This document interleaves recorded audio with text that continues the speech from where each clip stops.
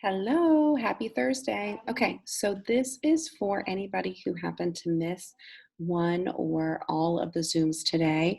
This will just be a brief overview of what we went over so you can get some work done in at home. So you had the 8 o'clock morning meeting, we had a 9 o'clock reading, and a 10 o'clock math. And then, of course, 12 o'clock with PE. So if you ever need to make up time with coach, you need to get up with him because that's his class, not mine. All right, so starting with our 8 o'clock morning meeting, we're going to go over the vocational question of the day. And then I also have some tech reminders that may or may not apply to you, and then something to share out about lunch bunch. Okay.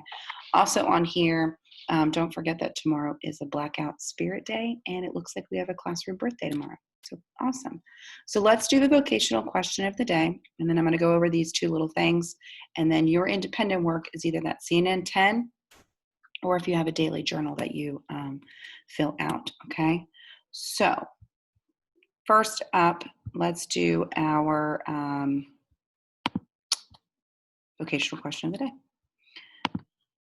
Your vocational question is, sorry, I've got all these things open. Here we go. Are you willing to work weekends and holidays? So make sure you get a piece of paper and a pencil if you need to pause this video to go get your materials, and then write down in a complete sentence, yes, I would like to work weekends and holidays, or no, thank you. So write that down and then share it with me somehow. Either show it to me tomorrow or send me a picture, okay? I'm going to keep moving on. If you need to, pause this video while you're working on that writing, okay? The next thing up for our 8 o'clock morning meeting class was we reviewed some tech reminders, and then I made an announcement about Lunch Bunch. So I'm going to go ahead and pull Lunch Bunch up because I have it right here. So starting for Thursdays, we're going to do something new if you want to. So what is Lunch Bunch? So Lunch Bunch is a time where you can hang out and talk with your friends. It's not necessarily a class. Think of it as when you used to sit in the cafeteria with friends and just chit chat and have small talk. That's this. That's what this opportunity will be. So when is it going to be? It's going to be every Thursday, only on Thursdays, from 11 to 11:30 in my Zoom room. So just like you would click to join into one of the classes at 11 o'clock, you would put in my meeting ID and join Lunch Bunch. And I've opened that up to a couple other classrooms here at New Bern High School. And maybe it will be something fun that we can get our Project Unify kiddos to come in with too. So for now, it's just an opportunity for you to hang out with friends, because I know in class sometimes it's hard to talk and just say hey. So you can do that on Thursdays if you want to. Okay. Another thing that we went over are these tech reminders, and I'm going to pull it up. Some of these may apply to you and some of them may not. But I just wanted to send out a reminder that you need to make sure you're powering down your iPad. So sometimes it's as simple as you haven't turned your iPad off in a while, and that's why certain apps aren't working. So this is definitely more for your parents to listen to. Make sure that that iPad is turned off. So charge it and make sure it's fully charged, and then power it down for the night. I learned something new yesterday that some apps won't even open if the iPad is less than 80%. So that could be an issue if you're running into, I can't get into this app. Sometimes apps won't even work if your iPad isn't charged, okay? Always check for updates. And you can do that by going to your settings, general, and then software update. Okay. And then this next one is specifically for someone who is having trouble with Gmail. So on your iPad, or if you have a Chromebook, you won't see the app, but on iPad, you have the Gmail app on the bottom or somewhere on your screen. And there's a couple people that can't access that. So why don't you try doing this instead, going to my.ncedcloud.org. Okay, and pause the screen so you can see this. And I can even email this out if you need me to. But when you click on that website from like Chrome or Safari, it'll ask you to log into your Rapid Identity, and then you can get to your Gmail from there. So see if that works and let me know.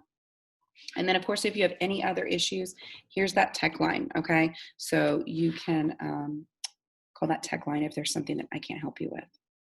All right. So that is everything for that 8 o'clock. Make sure that you do your daily journal. Okay. If you need to go back and rewatch any of that, pause this. Make sure you've got everything that you needed to learn for this 8 o'clock class. Okay. Next up is reading. I had on here that we were going to read the article, and we actually didn't as a whole group. So if you need time to read the article, great. Go ahead and do that now. Pause this and reread with a parent or independently, because we're going to jump right into this review page. So what it's going to look like on your end, as far as my friends that weren't able to make reading class, is I want you to get your packet out, because I believe everyone has their packet now. So grab this sheet. Okay, so take a peek, make sure you know which one I'm working on, get a pencil and grab this sheet, pause this, and come back when you have it. Okay, so hopefully you have this review page. I'm going to read the questions for you, and you can circle the answer. If I'm going too fast, pause it and stop it, and you can share your answers with me. Either take a picture or share it with me tomorrow when I see you, okay? All right, question number 1. What is the paper about? Mulan movie, the ocean cleanup, excuse me, I need coffee, or school year decisions? What is the paper about? And go ahead and circle your answer.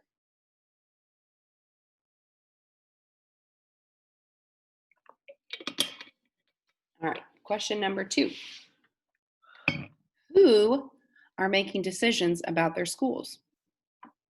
Balloon artists, school leaders, or zookeepers? Who are making decisions about their schools? Circle your answer. Pause if I'm going too fast.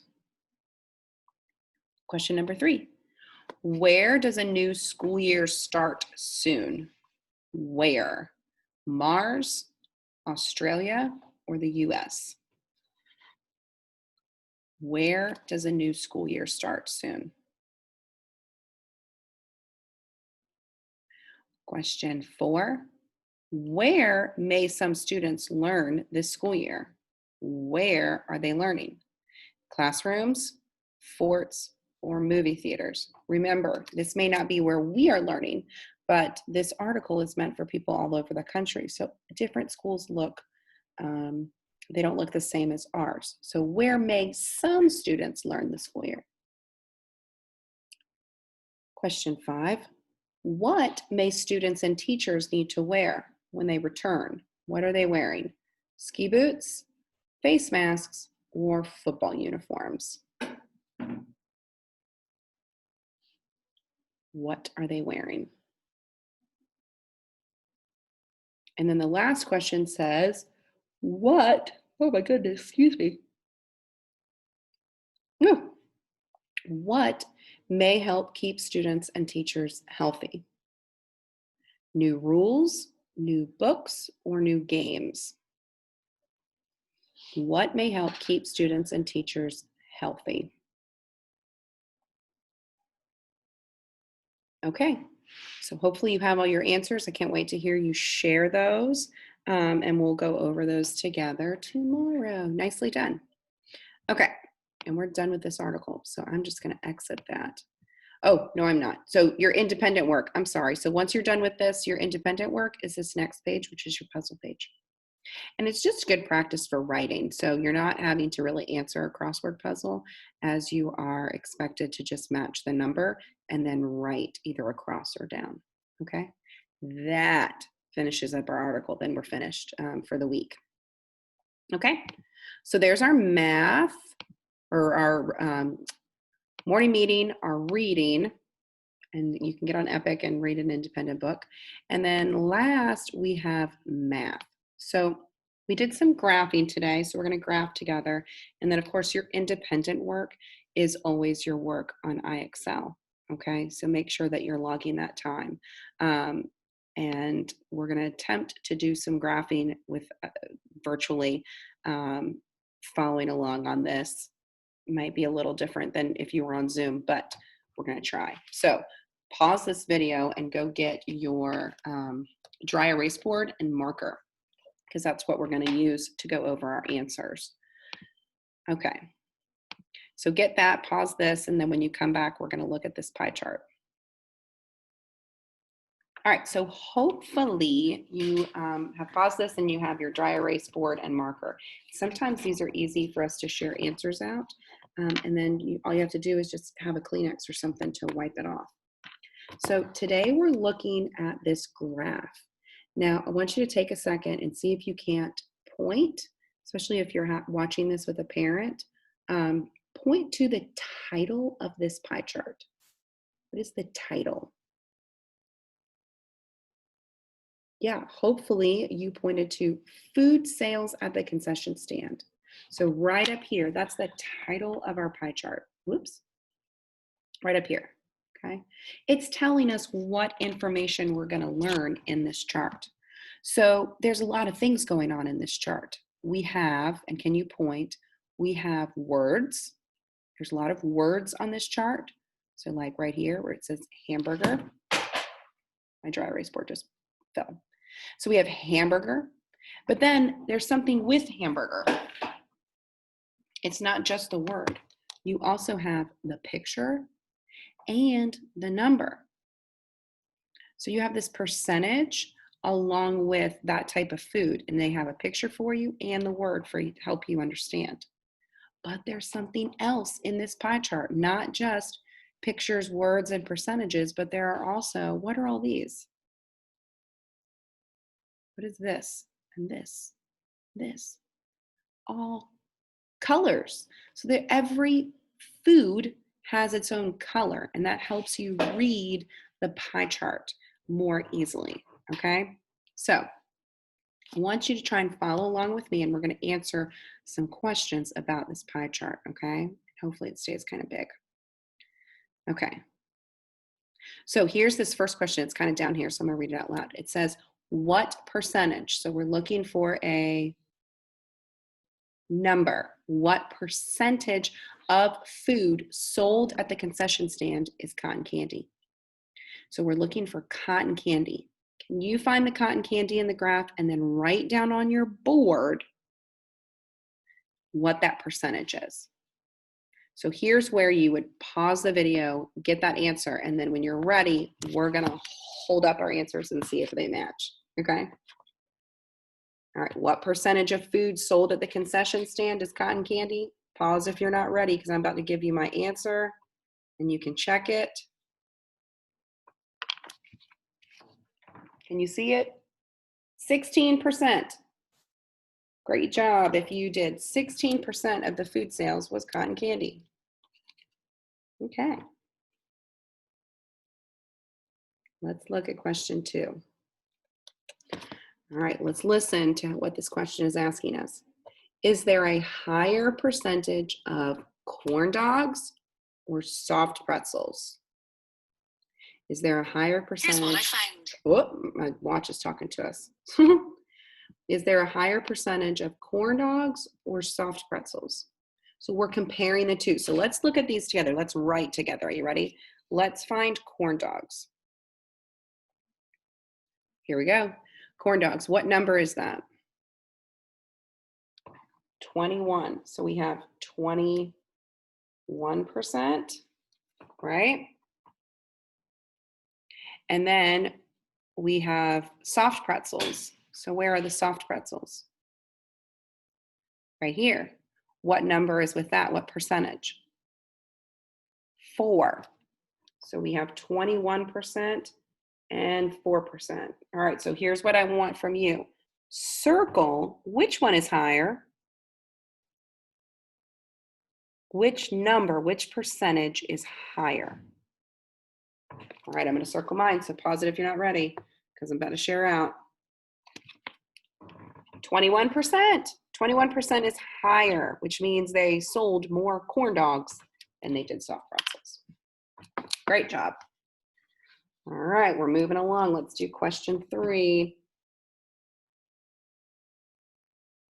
Okay, it says, what percentage, how much of the food sold at the concession stand is popcorn? All right, we're looking for how much popcorn, the percentage of popcorn. Find popcorn and find that percent, find that number. Write it down. I'm ready, so if you're not ready, pause it, and let's compare our answers. Let's hold them up. You ready? 3%. 3% of the sales were popcorn. Great job. Okay.